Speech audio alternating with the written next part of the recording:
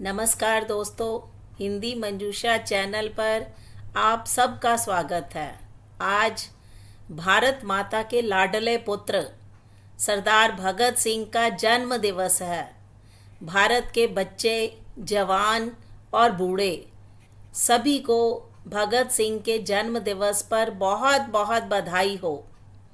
खुश नसीब हैं वो जो वतन पर मिट जाते हैं, मरकर भी वो लोग अमर हो जाते हैं। करती हूँ उन्हें सलाम, ए वतन पे मिटने वालों, तुम्हारी हर सांस में तिरंगे का नसीब बसता है। तो दोस्तों, भगत सिंह के जन्म दिवस पर आज विचार मंथन का विषय रहेगा भगत सिंह के प्रेरणा स्रोत। भगत सिंह का नाम जब जब लिया जाता है तो मानो शरीर के रोंगटे खड़े हो जाते हैं। उनके जन्म के 117 वर्ष बाद भी उनके विचार युवाओं के खून में दौड़ते हैं। भगत सिंह एक क्रांतिकारी ही नहीं, बल्कि क्रांति के वो जन नायक हैं जो कि इस ब्रह्मांड में विरले ही होते हैं। तो भगत सिंह को अपने जीवन में प्रेरणा कहाँ कहाँ से मिली, तो आज का विषय रहेगा भगत सिंह के प्रेरणा स्रोत। माँ से मिली थी भगत सिंह को प्रेरणा। भगत सिंह के मन में आज़ादी और देश प्रेम की सोच सबसे पहले उनकी माँ से मिली। भगत सिंह के बाल मन में पिता और चाचा के बीच जो संवाद होता था, जो बातचीत होती थी, उसको लेकर बहुत से सवाल उठते थे। ऐसे में भगत सिंह की माँ ही उनके सारे सवालों का जवाब दिया करती थी। माता की शिक्षाएं और उनके प्रति प्रेम भगत सिंह के पूरे जीवन काल में हमें दिखाई देता है। तो सबसे पहली प्रेरणा स्रोत भगत सिंह की माँ रही। चाचा से मिली थी प्रेरणा। एक बार की बात है कि भगत सिंह के हाथ बचपन में खेलते खेलते अपने चाचा जी की बंदूक लग गई। उन्होंने अपने चाचा से पूछा, इससे क्या होता है? चाचा जी ने बताया, इससे अंग्रेज़ी हुकूमत को दूर भगाएंगे। कुछ दिनों बाद जब भगत सिंह अपने चाचा के साथ खेतों में काम करने गए, उनके चाचा वहाँ आम का पेड़ लगा रहे थे। तब भगत सिंह ने पूछा, चाचा यह क्या कर रहे हो? तो उन्होंने कहा, मैं आम का पेड़ लगा रहा हूँ जिस पर बहुत से आम लगेंगे और हम सब खाएंगे। इतने में भगत सिंह ने घर से उनकी बंदूक ले आए, खेत में गड्ढा खोदना शुरू कर दिया। खोदने के बाद बंदूक को जैसे ही गड्ढे में डाल रहे थे तो चाचा ने कहा, ये क्या कर रहे हो? तब भगत सिंह ने कहा, मैं बंदूक की फसल उगा रहा हूँ जिससे कई बंदूकें पैदा होंगी और हम अपने देश को इन अंग्रेज़ों से आज़ाद करवा सकेंगे। तो अपने चाचा से भगत सिंह को मिली थी प्रेरणा। तीसरी प्रेरणा खास लोगों से मिली थी भगत सिंह को प्रेरणा। भगत सिंह लाला लाजपत राय को बहुत मानते थे। लाला जी का भगत सिंह को बहुत स्नेह पूर्ण व्यवहार था। लाला जी एक तरह से भगत सिंह के परिवार के सदस्य की तरह थे। लाला जी की आर्य समाजी सोच का भी भगत सिंह पर प्रभाव देखने को मिलता है।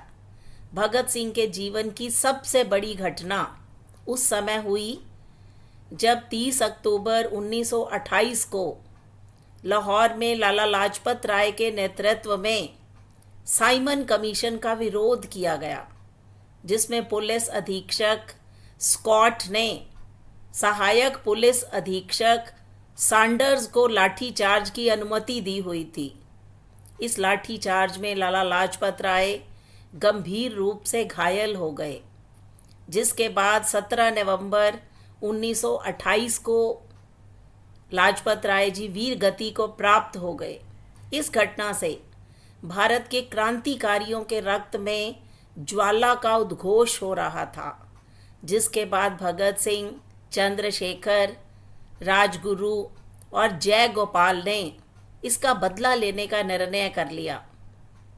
स्कॉट की हत्या का प्लान बनाया, लेकिन उन्होंने स्कॉट को नहीं बल्कि सैंडर्स को गोली मार दी। ब्रिटिश सरकार में इस घटना के बाद खलबली मच गई। वहीं चाचा अजीत सिंह के संपर्क में आने से गदर आंदोलन की जानकारी मिली। गांधी जी के विचार असहयोग आंदोलन से काफ़ी पहले देश भर में फैल रहे थे, लेकिन जलियांवाला बाग हत्याकांड ने तो भगत सिंह के अहिंसा के सारे रास्ते बंद कर दिए। क्रांतिकारियों से मिली थी प्रेरणा। गांधी जी के असहयोग आंदोलन के वापस लिए जाने का भगत सिंह पर वैसा ही असर हुआ जैसा कि उस दौर के युवाओं पर हुआ। उन्होंने भी क्रांतिकारियों का रास्ता अपनाते हुए सचेंद्र सिंह सान्याल, राम प्रसाद बिस्मिल की हिंदुस्तान रिपब्लिक एसोसिएशन HRA की सदस्यता ले ली, जिसकी कोई विशेष विचारधारा नहीं थी, बल्कि अंग्रेज़ों से आज़ादी हासिल करने की तीव्र झटपटाहट थी। रूसी क्रांति से भी मिली भगत सिंह को प्रेरणा। 1924 में रूस में बोल्शेविक क्रांति ने देश के कुछ क्रांतिकारियों को आकर्षित किया। उन्हें लगा कि क्रांति हासिल करने का यही कारगर तरीका है। भगत सिंह सहित बहुत से लोग दिल्ली में जमा हुए।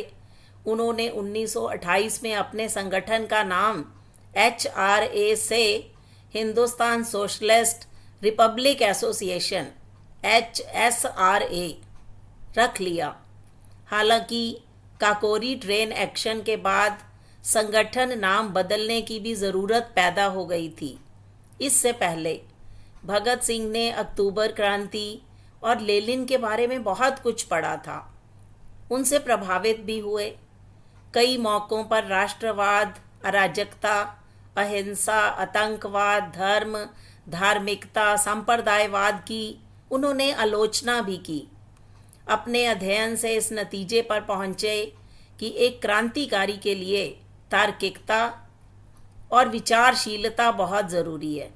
इसी वजह से उन्हें ईश्वर के अस्तित्व को स्वीकारने में संकोच जाहिर किया। अज्ञानता के खिलाफ संघर्ष की पैरवी भी की। वे बचपन में ही आर्य समाजी के तौर पर गायत्री मंत्र पढ़ा करते थे, लेकिन बाद में आदर्शवादी, क्रांतिकारी, फिर मार्क्सवादी बनते हुए एक विचारधारा के बंधन से मुक्त क्रांतिकारी हो गए। तब उन्होंने कहा था कि मैं देश को अंग्रेज़ों से आज़ाद करवाऊंगा, क्योंकि वो देश के प्रमुख स्वतंत्रता सेनानी थे। देशभक्ति की झलक बचपन से ही उनमें दिखनी शुरू हो गई थी। भगत सिंह ने देश की आज़ादी के लिए जिस साहस के साथ ब्रिटिश सरकार का मुकाबला किया, वो आज भी युवकों के लिए आदर्श माने जाते हैं, क्योंकि भगत सिंह का जीवन हमें ये बताता है कि हमें अपने देश के लिए ईमानदार और निष्ठावान रहना चाहिए। हमें कभी भी देश के साथ गद्दारी नहीं करनी चाहिए। तो ये था भगत सिंह का प्रेरणा स्रोत। भगत सिंह को प्रेरणा कहाँ से मिली? तो आप सबको भगत सिंह के जन्म दिवस पर हार्दिक बधाई। आपको वीडियो कैसी लगी? अपनी प्रतिक्रिया दीजिए। मिलते हैं अगली वीडियो में। तब तक के लिए बाय बाय।